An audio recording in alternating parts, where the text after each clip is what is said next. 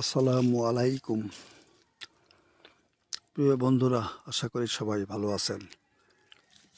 আজ আপনাদেরকে তেজপাতার গাছ অর্থাৎ তেজপাতার বাগান কিভাবে করা হয়।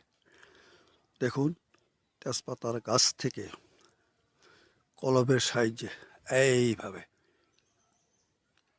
গাছে কলম দেওয়ার প্রায় 2-3 মাস পরে কেটে এইভাবে রাখতে হয়।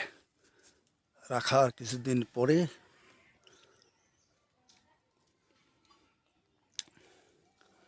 এখান থেকে আবার ওই নিচের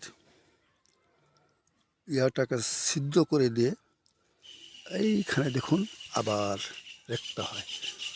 এখান থেকে তখন বিক্রি করে বাগানে লাগানো হয়। এই হলো তেজপাতার